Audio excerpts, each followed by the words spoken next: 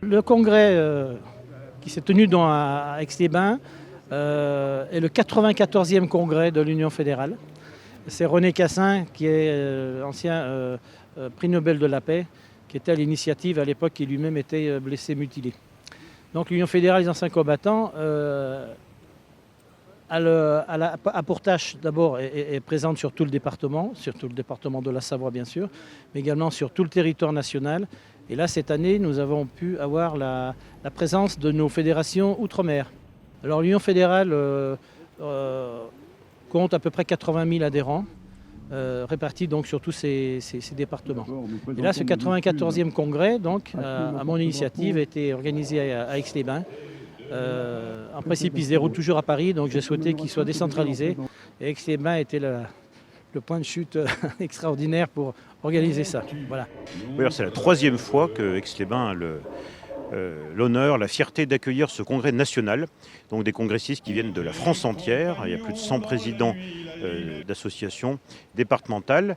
Puis on a aussi le bonheur d'accueillir des délégations d'outre-mer, de Guadeloupe, de Martinique, de Saint-Barthélemy. Et puis aussi une délégation de Français établis aux États-Unis.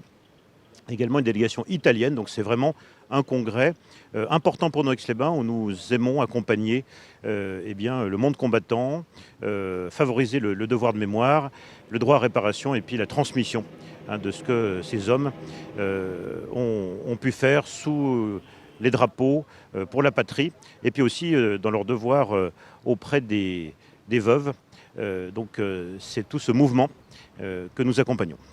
Alors nous serons 180 là aujourd'hui, 180, donc 40 drapeaux venus de tout le département, mais également le drapeau national qui était là, et puis le drapeau d'une délégation américaine, alors délégation de Français, d'anciens combattants français qui résident à New York et que nous avons intégrés hier après-midi. Ils ont été affiliés à notre Union fédérale nationale. Voilà. Donc cette délégation était présente pendant les 2 derniers jours, et notamment le drapeau était là ce matin.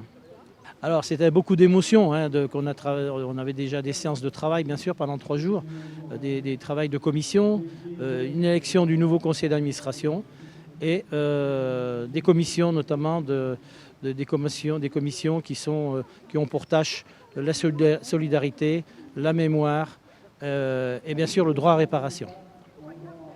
Ça honore la Savoie de recevoir le congrès national de l'Union fédérale des anciens combattants et victimes de guerre ici à Aix-les-Bains.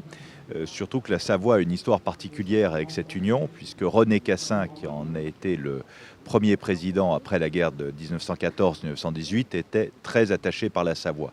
Oui, comme vous le dites, le devoir de mémoire, c'est très important. De rappeler tout ce qui s'est passé dans tous les conflits, quels qu'ils soient, au cours des dernières générations, pour construire la paix par la mémoire. Et tous ces témoins sont extrêmement importants pour nous rappeler ça, et surtout aux jeunes générations.